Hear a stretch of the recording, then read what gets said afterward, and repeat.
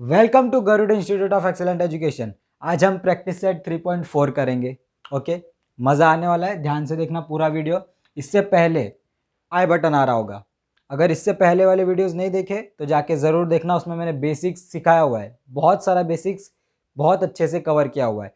अगर पूरा प्लेलिस्ट देखना चाहते हो तो नीचे डिस्क्रिप्शन में मैंने लिंक दिया है, जाके ज़रूर देखना। और चैनल पे नए हो तो सब्सक्राइब करके जाना। ओके, चलो आओ देखो। अभी सबसे पहले अपने को गिवन देखो, गिवन जो काम का इन्फॉर्मेशन है मैंने लिख दिया है। कॉर्ड ए बी जो है वो रेडियस है। कॉर्ड ए बी दिख रहा है तुमको, chord A B circumference to circumference, chord A B वो क्या है, रेडियस है। माने ओ ए, ओ बी और ए बी ये तीनों क्या है, इक्वल है। ये तीनों क्या है, इक्वल है। ओके, इसका मतलब क्या हो गया, triangle triangle A O B, triangle A O B is equals to equilateral triangle. मेरे पास जगह कम है इसलिए मैं ज़्यादातर शॉर्ट फॉर्म्स वापरूंगा। मेरे वर्डिंग्स पे ध्यान दो, नोट करते चलो। ओके, इक्विलेटरल ट्रायंगल, ये क्यों, क्योंकि क्या दिया है अपने को, गिवन दिया है। ओके, गिवन लिख दोगे तो समझ जाएगा सामने वाला कि भाई कि ए बी जो कॉर्ड है वो रेडियस को इक्वल है। ये दोनों तो इक्वल ही होंगे, रेडियस रेडियस, ओ ए और ओ बी ये तो दोनों रेडियस ही है। और ए बी भी उसको इक्वल हो जाएगा, क्योंकि रेडियस को बोला है कि गिवन में बोला है कि रेडियस इक्वल है, ए बी कॉर्ड जो ए बी है वो रेडियस को इक्वल है, तो वो क्या हो जाएगा, इक्विलेटरल ट्रायंगल हो जाएगा। अब जैसे ही तुमने ये बोल दिया इक्विलेटरल ट्रायंगल है, तो एंगल ए ओ बी क्या हो जाएगा, तो angle therefore angle A O B is equals to 60 degree हो जाएगा। 60 डिग्री हो जाएगा, क्यों, क्योंकि each angle of equilateral each angle of equilateral triangle is 60 degree. Okay, ये प्रॉपर्टी है इक्विलेटरल ट्राइंगल की। तो पहला पहला क्वेश्चन का आंसर मिल गया, angle A O B is equal to 60 degree, पहला चेक। सेकेंड क्या है देखो, सेकेंड देखो क्या है, सेकेंड मुझे ढूंढना है आर्क ए बी, ये वाला ढूंढना है, ये वाला चीज। Okay, arc A B. अब मुझे बताओ आर्क ए बी, देखो पहले का अगर तुमने देखा रहेगा, मेरे पहले से कनेक्टेड हो तो तुमको मालूम होगा ए बी कैसे ढूंढोगे। सेंट्रल एंगल तुमको मिल गया, सेंट्रल एंगल जानते हो ना, जिस एंगल के वर्टाइस में सेंटर हो ओ हो, क्योंकि सर्कल का, इस सर्कल का बेसिकली सेंटर क्या है, ओ है। ओके, तो जो सेंट्रल एंगल है वो इक्वल होता है या कॉन्ग्रुएंट होता है क्या, उसके करस्पॉन्डिंग आर्क से।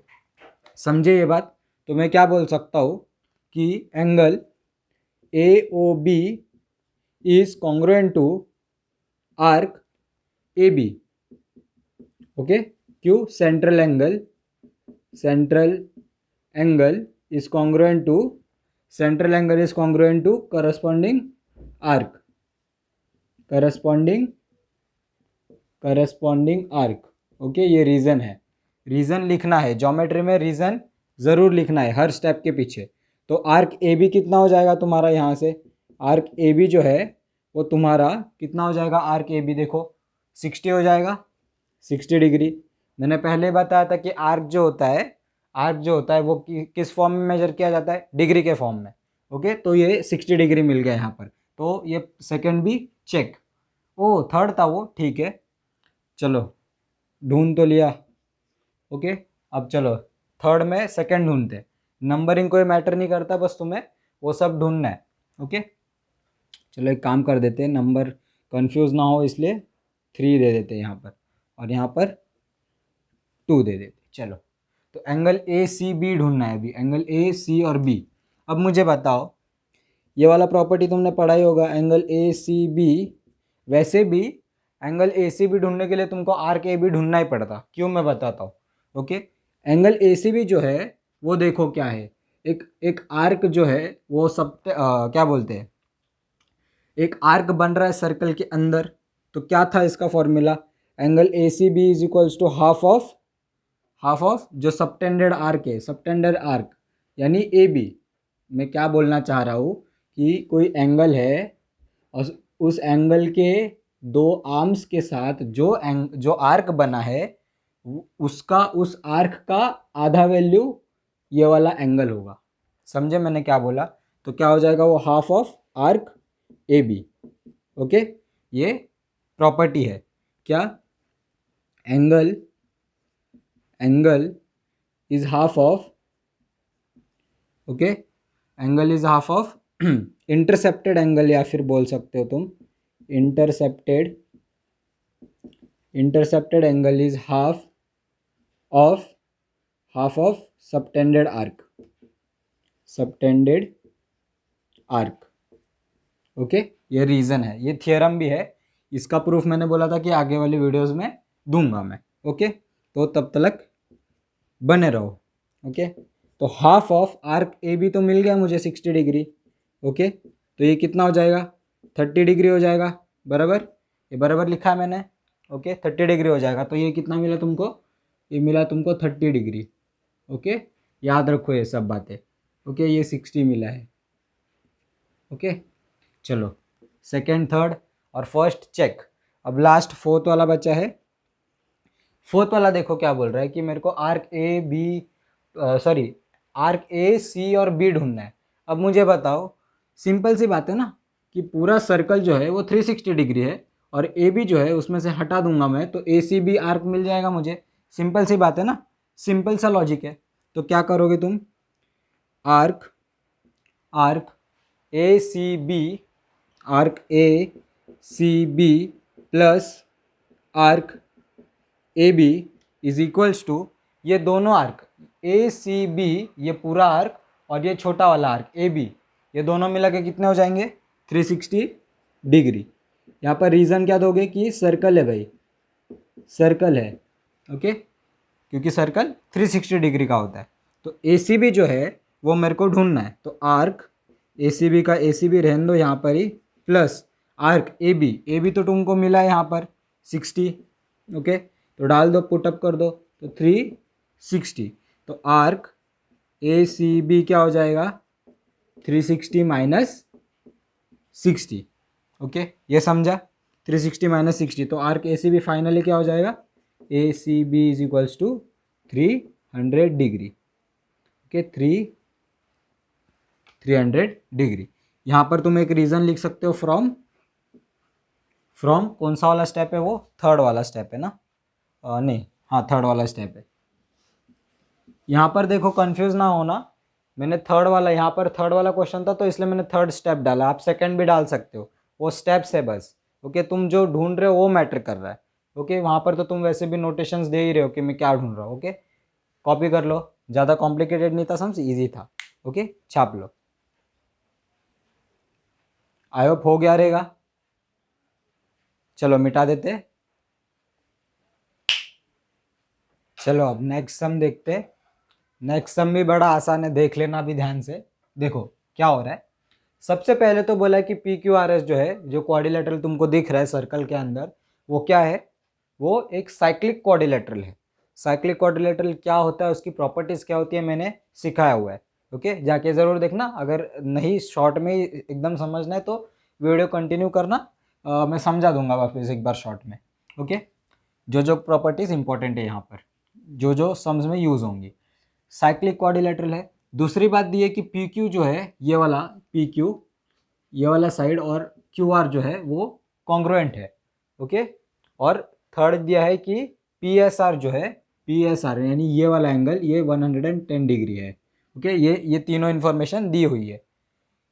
टू फाइंड क्या है, एंगल पी क्यू आर पहले तो ढूंढना है, ये वाला एंगल।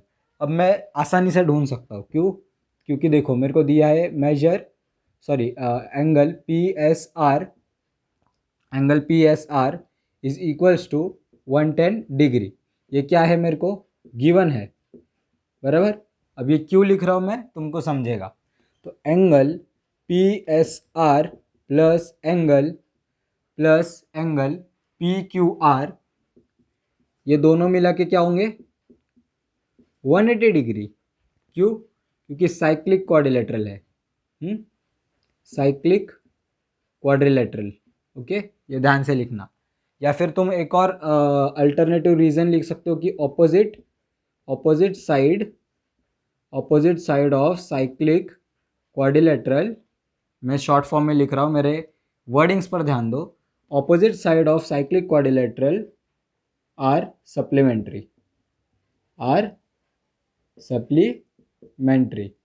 ओके, या 180 डिग्री। सप्लीमेंट्री का मतलब तुम जानते हो 180 डिग्री। अब पी एस आर 110 डिग्री है तो 110 लिख दो, plus angle P Q R is equals to दोनों मिला के कितना है 180। तो एंगल पी क्यू आर कितना हो जाएगा तुम्हारा, सिंपल सी बात है ना, 180, ये +10 प्लस 110 वहाँ पर जाके क्या हो जाएगा -110। तो ये टोटल मिला के कितना हो गया, ये 0 - 0 0 और 11 12 13 14 15 16 17 18 70, ओके 70 डिग्री। तो ये कितना मिला तुमको, ये मिला तुमको 70 डिग्री, बराबर, इतना हुआ।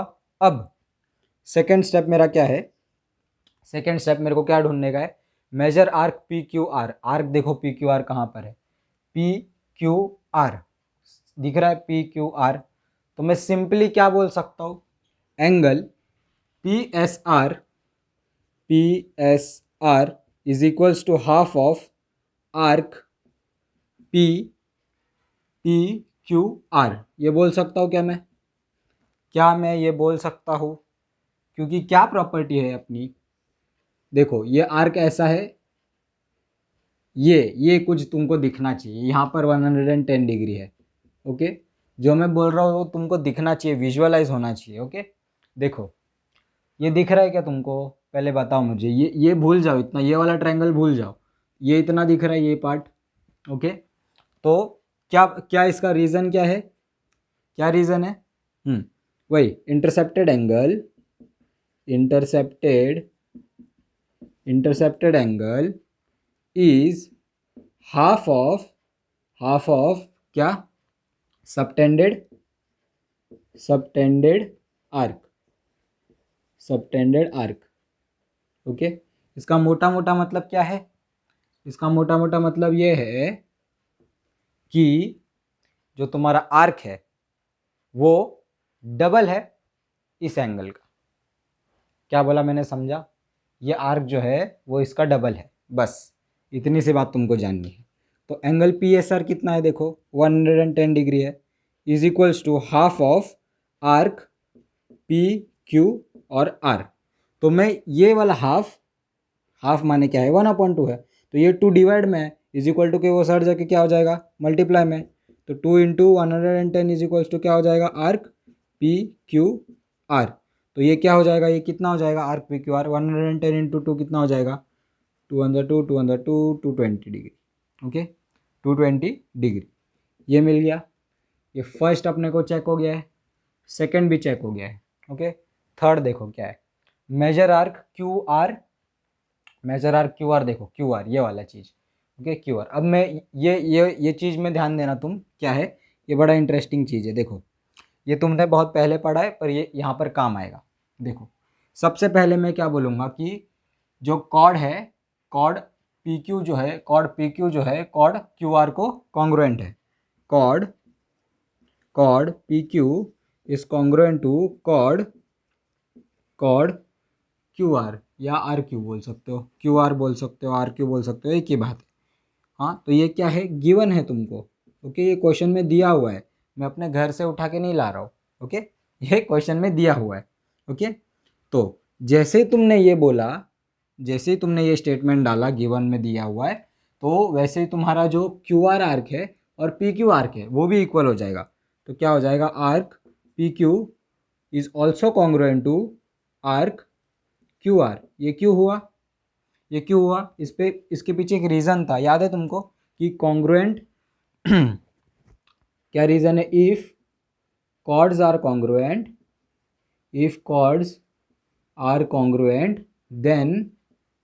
देन क्या था reason, if chords are congruent then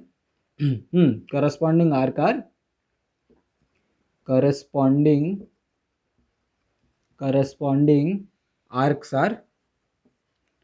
are also congruent, okay, ये रीज़न था, आर्क्स आर ऑल्सो कॉन्ग्रुएंट, यानी अगर दो कॉर्ड इक्वल है तो उसके क्या बोलते हैं, उसके भीतर जो आर्क है वो भी इक्वल होंगे। तो इस स्टेटमेंट से ये तुमने प्रूफ कर दिया। अब मुझे एक बात बताओ कि पी क्यू आर अपन ने ढूंढा हुआ है, ओके, तो आर्क पी क्यू आर जो है वो arc P Q plus arc Q are है क्या ये चीज़, है ना, साफ साफ दिख रहा है ना वो तो आर्क पी क्यू आर अपन ने कितना ढूंढा, देखो यहाँ पर 220 डिग्री, तो कितना है 220 डिग्री।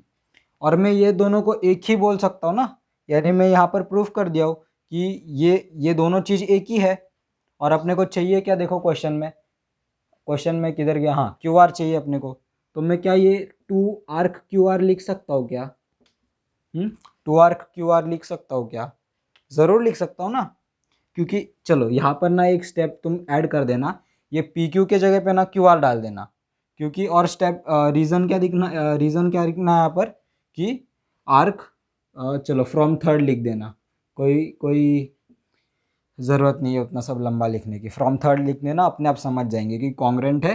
तो मैं पी क्यू के जगह पे, कॉन्ग्रेंट का मतलब ही होता है ना कि पी क्यू के जगह पे मैं क्यू आर लिख सकता हूँ, तो Q R plus arc Q are कितना हो जाएगा, 2 आर्क क्यू आर हो जाएगा। वो 2 को यहाँ पर लेके आओ तो क्या हो जाएगा, वो 220 divided by 2 is equals to arc Q R, ये समझा।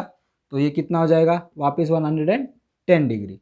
तो आर्क क्यू आर जो है, आर्क क्यू आर ये कितना आ गया 110 डिग्री, ये समझा क्या, ओके, ये समझा मैंने क्या बोला, ओके, ये नोट डाउन कर लो। और मैं फोर्थ बचा है ना एक, angle P R Q, angle P R देखो कहाँ पर है, एंगल पी आर और Q, okay okay okay okay, देखो यहाँ पर एक और तुम स्टेटमेंट लिख सकते हो, इज इक्वल्स टू, इसी को 110 डिग्री को इज इक्वल टू क्या लिख सकते हो, आर्क क्यू आर। अब मैं बताऊंगा इसका ज़रूरत कहाँ पर पड़ेगा, आर्क क्यू आर लिखा है ना अपन ने, आर्क पी क्यू लिख सकते हो तुम, क्योंकि ये वाला आर्क और ये वाला आर्क ये इक्वल ही है ना, तो मैं यही लिख सकता हूँ कि 110 दोनों के लिए है, क्यू आर के लिए भी और क्यू आर के लिए भी और पी क्यू के लिए भी। अब वो पी क्यू वाला आर्क अपने को कहाँ पर काम में आएगा वो देखना अभी, ओके। चलो यहाँ पर मैं बता देता हूँ शॉर्ट में एकदम, तुम समझ सकते हो, थोड़ा बोर्ड का दिक्कत है, छोटा बोर्ड है अपने पास, ओके। अब देखो ध्यान से देखना अभी क्या हो रहा है, देखो यहाँ तक समझा ना, थर्ड के बाद ये आर कम अपन ने इक्वल कर दिया। तो अभी क्या है फोर्थ स्टेप में क्या करना है अपने को कि एंगल पी आर क्यू जो है, P R Q is equals to, P R Q is equals to half of arc P Q, ये समझा क्या किसको, ये किसको किसको समझा, कमेंट करो नीचे, ओके। और यहाँ पर रीज़न क्या दोगे वो भी कमेंट करो, ये देखो यही वाला रीज़न, यही सेम रीज़न यहाँ पर छाप देना है, same reason same to same. तो क्या हो जाएगा वो, arc P R Q half of arc P Q तो कितना है 110 है, तो हाफ ऑफ 110 डिग्री, जो कि कितना होता है वो 2 5 10 और 2 5 10 55 डिग्री, ओके। ये हो गया तुम्हारा आंसर, समझे। ये नहीं समझा कुछ तो कमेंट करो, तुम्हारे लिए ये वो कमेंट बॉक्स, ओके। कॉपी कर लो या छाप लो, स्क्रीनशॉट लो तो भी चलेगा। चलो आई होप ले लिया होगा, चलो मिटा देता हूँ। अभी ज़रा ध्यान दो, हम ज़रा एक अभी प्रूफ वाला सम करेंगे, ओके। थर्ड वाला मुझे मालूम है मुझे कि रह गया है, हम करेंगे इसके बाद, ओके। ये वाला देखो ज़रा इंटरेस्टिंग सम है इसलिए मैं पहले ले रहा हूँ, ओके। अब देखो प्रूफ क्या है इसका, तुमको पहले तो मैं सम समझा देता हूँ। एक सर्कल दिया है, सेंटर पॉइंट ओ है, डायमीटर है आर एस, और एक पॉइंट टी है जो सर्कल के बाहर है, ओके, सर्कल के बाहर है, ना सर्कल के अंदर ना सर्कल के ऊपर, सर्कल के बाहर। अब मैं एक चीज़ करूँगा, देखो यहाँ पर से ना, चलो यहाँ पर से मैं ऐसा कुछ बना रहा हूँ एंगल, ओके। यहाँ पर से मैंने क्या बना दिया एंगल। अब मैं यहाँ पर से भी एक ऐसा कुछ एंगल बना रहा हूँ, ओके। समझो मैंने ये पॉइंट को नाम दे दिया ए, ओके। समझा मैंने क्या किया, आर से लेकर टी तक बनाया, फिर टी से लेकर एस तक बनाया, और फिर वापस यहाँ पर जो कट रहा था वापस ए से लेकर एस तक बनाया। ये समझा क्या, समझा, ओके। अब देखो प्रूफ देखो, बहुत आसान प्रूफ है, बहुत सिंपल है। देखो सबसे तो पहले क्या बोलोगे तुम कि are S is a diameter, okay, are S is a diameter, okay, ये क्या है, गिवन है, ये तुमको गिवन है। ओके, मैंने नहीं लिखा क्या, ओके लिख देता हूँ, R S is equals to diameter. Okay, diameter, ये क्यों ज़रूरी है मैं तुमको बताता हूँ। ये डायामीटर जैसे तुमने बोल दिया तो क्या बोल सकते हो तुम, आर ए एस जो है, एंगल आर ए एस जो है वो इज इक्वल टू 90 डिग्री।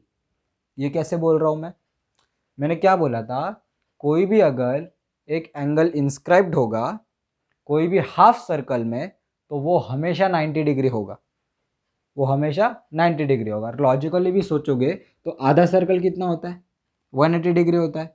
और जब तुम कोई भी एंगल बनाते हो आर्क आर्क के रिस्पेक्ट में, तो वो हाफ होता है उसका, तो 180 का हाफ होगा ना, ये 90 हो जाएगा ना, ये बराबर 90 हो जाएगा।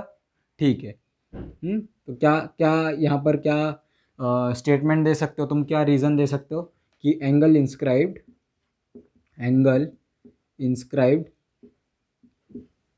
angle inscribed in semicircle is always 90 degree. Okay, is always 90 degree. जैसे ये तुमने बोल दिया ना, सेकेंड चीज तुम ये फटाक से बोल सकते हो कि जो ट्राइंगल है ए एस और टी या ए T S, in triangle A T S लिख दो। चलो अब हम वो वाला ट्राइंगल देखेंगे, in triangle A T S. अब ये वाला ट्राइंगल तुमको दिखना चाहिए, ऐसे कुछ है। ओके, रुको ध्यान से बनाते, ऐसे कुछ। ओके, और यहाँ से कुछ ऐसा लाइन जा रहा है, ये 90 डिग्री। यहाँ पर ए है, यहाँ पर टी है और यहाँ पर एस है। ओके, अब मुझे बताओ, एक बात बताओ, तुमने एक्सटीरियर एंगल थ्योरम पढ़ा है, बचपन में पढ़ा होगा एक्सटीरियर एंगल थ्योरम।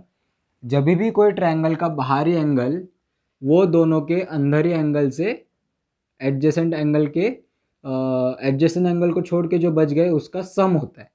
ओके, ये थ्योरम है। ओके, क्या थ्योरम है कि angle R A S, angle R A S is equals to angle क्या, A T S, angle A T S plus angle A T S plus क्या, A S T. ये समझा क्या, समझा, remote interior angle theorem. Okay, remote interior angle theorem क्या है, remote interior angle theorem. Okay, remote interior angle theorem, ये एक theorem है। ये क्या थ्योरम है तुमको समझा क्या, ये जो बाहर वाला एंगल है ना वो इन दोनों का सम होगा। इन दोनों का माने उसके बाजू वाले एंगल को छोड़ के जो भी ट्रायंगल में एंगल होगा उन दोनों का सम होगा। ओके, पर मैंने तो ये प्रूफ कर दिया है आर ए एस जो है वो तो 90 डिग्री है। ओके, 90 डिग्री है, इज इक्वल्स टू क्या बोल रहा है अभी, ए T S plus angle A S T. Okay, ये बराबर है। तो अब मुझे इस स्टेटमेंट में बताओ, ये दोनों मिला के 90 है, तो ऑब्वियस सी बात है एंगल ए टी एस जो है वो 90 से कम है। तो क्या बोल सकते हो, therefore angle A T S is less than 90 degree. ये बोल सकते हो क्या यहाँ से, ओके, इजीली बोल सकते हैं ना, क्योंकि इसमें कुछ ऐड होगा तभी वो 90 बनेगा। तो ऑब्वियस सी बात है कि ए टी एस जो है वो 90 से छोटा है। ओके, वो 90 से छोटा है। और क्या बोल सकते हो, angle A S T is not equals to 0 degree. वो 0 डिग्री तो है नहीं, 0 डिग्री तो साफ साफ दिख रहा है कि नहीं है। ओके, कुछ ना कुछ डिग्री है तभी वो ट्रायंगल फॉर्म कर रहा है। तो थर्ड चीज़ क्या बोल सकते हो यहाँ पर, hence angle A T S is an acute angle. Last में एक प्यारा सा हेंस प्रूव्ड। ये लिखने में कुछ भी बोलो बहुत मज़ा आता है, हेंस प्रूव्ड। ओके, चलो कॉपी कर लो। आई होप समझा होगा, नहीं समझा है तो कमेंट करो प्लीज़। आई होप कॉपी कर लिया होगा। चलो मिटा देते। अब देखो, अब थर्ड वाला सम करते। ये भी बहुत आसान है, देखो ये भी सिंपल है। देखो क्या है, सबसे पहले क्वेश्चन में दिया कि एम आर पी एन जो है वो साइक्लिक क्वाड्रिलेटरल है, यानी साइक्लिक क्वाड्रिलेटरल की हर एक प्रॉपर्टी उसमें लागू होगी। और ये तुमको एंगल दिए in terms of X. Simple सी बात है, सबसे पहले मैं क्या लिखूंगा कि क्वाड्रिलेटरल MRPN जो है वो क्या है, साइक्लिक क्वाड्रिलेटरल, साइक्लिक क्वाड्रिलेटरल तुमको लिखना है, ये गिवन दिया है। ओके, अब इसके बाद क्या बोल सकते हो तुम कि एंगल R जो है plus angle N is equals to 180 degree. इसका रीज़न क्या है, opposite angles of cyclic quadrilateral is supplementary और 180 डिग्री। ओके, सप्लीमेंट्री या 180 डिग्री। ओके, समझा। तो एंगल आर जो है वो कितना दिया है, देखो 5x प्लस 13 ना, 5x प्लस 13 ही है, बराबर है।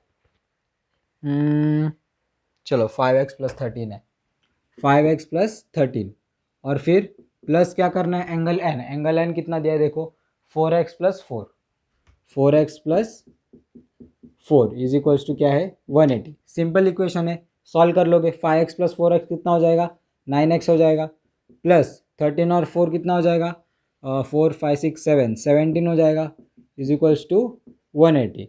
तो 9x is equals to 180 minus 17, तो 9x इज इक्वल्स टू कितना होता है ये 180 माइनस 17 करो तो ज़रा, 10 माइनस 7 होता है 3 और फिर 7 माइनस 1 6, 163 होता है आई गेस। तो x इज इक्वल्स टू, ये सॉल्व करोगे 163/9 तो तुमको क्या मिल जाएगा, क्या मिल जाएगा, x मिल जाएगा। अब यही तुमको वही सब्स्टिट्यूट करना है और एंगल r की और एंगल n की वैल्यू तुमको फाइंड आउट करनी है, ये तुम पर छोड़ रहा हूँ मैं। ओके, अपन ने एक बार रुको, गड़बड़ तो नहीं की ना, देखो ज़रा 5x माइनस 13 है, 5x माइनस 13 है, वही बोल रहा हूँ मैं, फ्रैक्शन में कैसे आ सकता है। ओके, ध्यान से करना ये सब। देखो 5x माइनस 13 है तो कुछ चेंज नहीं होगा ज़्यादा, देखो चेंज क्या होगा मैं बताता हूँ। 5x माइनस 13 है, यहाँ पर माइनस कर दो। ओके, माइनस 13, तो माइनस 13 और प्लस 4 कितना हो जाएगा, 3 प्लस 4 9 हो जाएगा। ओके, चलो 9 ही कर देते, 13 माइनस 4 9, तो वो प्लस 9 हो गया। ओके, अब ये 9 को तो एक तो तुम यहाँ पर माइनस का माइनस लेके जा सकते हो, तो ये -9 हो सकता है। ओके, या तो तुम क्या कर सकते हो, ओके या तो क्या कर सकते हो, यहीं से ना, यहीं से 9 कॉमन ले लो तो यहाँ पर x प्लस 1 बचेगा। ओके, x प्लस 1, तो 180 यहाँ पर बचेगा, तो ये 9 मल्टीप्लाई में वहाँ जाके क्या कर दो, डिवाइड कर दो, तो x plus 1 is equals to 180/9, तो x plus 1 is equals to कितना हो जाएगा 9 20 ज़ा, और ये 1 वहाँ पर शिफ्ट कर दो अभी, तो x is equals to 20 plus 1, तो x इज इक्वल्स टू कितना आया 21। ओके, अब यहाँ से भी अगर तुम करोगे ये वाला 181 माइनस 9 वाला, तो कितना मिलता है वो 9x is equals to 180 minus 9 कर दो ज़रा, कितना होता है देखो ज़रा, 181 होगा शायद, 181 ना, ओ सॉरी 181 नहीं 171 ना, 171, 171, और x को अगर 171/9 करोगे तो तुमको अल्टीमेटली 21 ही मिलना है। ये कर लो देख के, सॉरी देख के कर लो। ओके, x एक बार मिल गया, इसके बाद सब्स्टिट्यूट तो करने हो जाएगा ना, x के जगह पे बस 21 रखना है, बस इतनी सी बात है, छाप लो, ये तुम पर छोड़ रहा हूँ मैं, कर सकते हो इतना तो, अब बड़े हो गए हो। चलो रफ कर देते। अब देखो ये बहुत ही फनी और बहुत ही आसान सम है, देखो एक्चुअली सम ही नहीं है ये तो क्या बोलते हैं उसको, ये तो यूनिवर्सल ट्रूथ है, पर मैं फिर भी बता देता हूँ। देखो क्या है, यहाँ पर क्या बोल रहा है ये कि एक कोई रेक्टेंगल है, लेट्स से ए बी सी और डी। ओके, दिया हुआ है। तो रेक्टेंगल की सब प्रॉपर्टीज़ मालूम है ना, सब angle 90, opposite side equal. Okay, तो क्या बोल रहा है, सिंपली बोल रहा है कि साइक्लिक क्वाड्रिलेटरल प्रूफ करो रेक्टेंगल को। तो क्या बोल सकते हो तुम यहाँ से, let quadrilateral A B C D B rectangle. Okay, अपन ने क्या मान लिया उसको, रेक्टेंगल। तो as rectangle has all the angles is equals to 90 degree. तो दैट इम्प्लाइज, क्या लिख सकते हो, दैट इम्प्लाइज या दैट इज या ऐसे भी दैट इज लिखा जाता है, मालूम है ना ये बात। That is angle A plus angle C, angle A is equals to angle B is equals to angle C is equals to angle D. All क्या है, सब में सब मिला के नहीं, सॉरी, सब क्या है, अकेले अकेले 90 डिग्री है। तो देयरफॉर क्या लिख सकते हो, angle A plus angle C is equals to 90 plus 90 is equals to 180 degree. तो इससे क्या मालूम पड़ रहा है तुमको कि opposite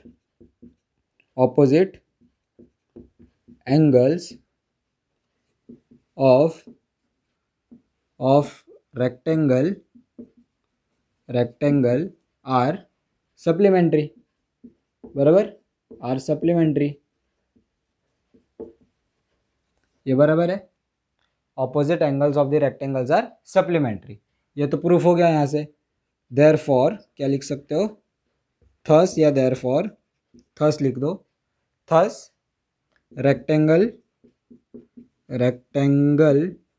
is an cyclic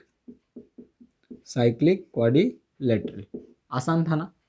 okay, बहुत आसान है कि फर्स्ट ये दे दो, ये सेकंड दे दो, चलो, और ये थर्ड स्टेप दे दो, या फिर एक स्टेटमेंट लिखना है सादा सा। ओके, चलो कॉपी कर लो। आई होप हो गया रहेगा अभी तक, तो स्क्रीनशॉट भी लो तो भी चलेगा। गाइस अभी देखो, यहाँ तक अगर तुम वीडियो देख रहे हो तो मुझे मालूम है मैथ्स में इंटरेस्ट है। चैनल को लाइक शेयर सब्सक्राइब ज़रूर करना, और दोस्तों में क्या करना है, शेयर करना है। ओके, और नोटिफिकेशन बेल ज़रूर ऑन कर लेना। नोटिफिकेशन बेल ऑन करने से क्या होगा, हमारे अपडेट्स तुम तक जल्दी पहुँचेंगे और एक्यूरेटली पहुँचेंगे। जल्द से जल्द तुम पढ़ाई कर सकोगे, पढ़ाई करोगे तो मार्क्स आएंगे तो आपको मालूम ही है। ओके, तो चैनल को लाइक शेयर सब्सक्राइब ज़रूर करना, नोटिफिकेशन बेल ऑन करना ज़रूर मत भूलना। चलो मिलते हैं अगले वीडियो में, बाकी के सम्स अगले वीडियो में कवर करेंगे। ओके, चलो।